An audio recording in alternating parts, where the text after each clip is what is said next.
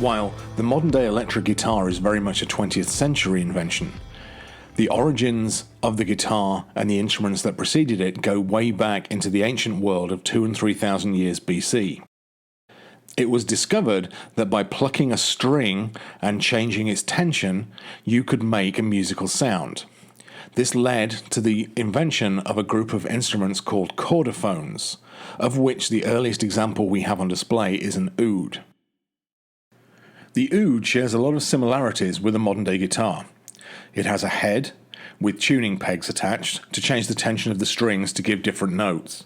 It has a neck and a fingerboard that allows you to press the strings and shorten them to get different notes out of the instrument, and it has a resonating body that makes the instrument louder and projects the sound. All of these features are found today on a modern guitar, even though they look very different on the oud.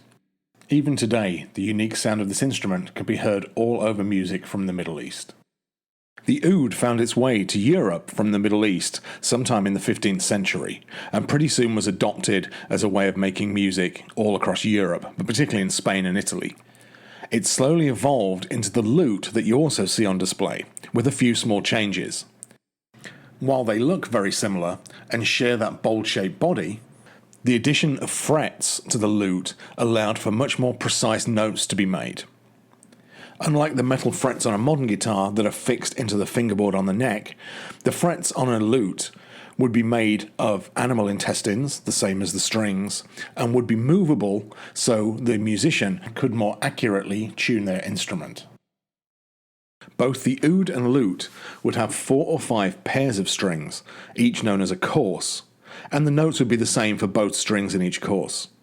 There would also be a single string that allowed the musician to play the melody of the song he was playing along to the other strings he was plucking.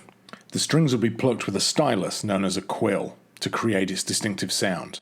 Unlike a modern guitar, this wasn't an instrument where you would make chord shapes and strum all the strings at once to make your music.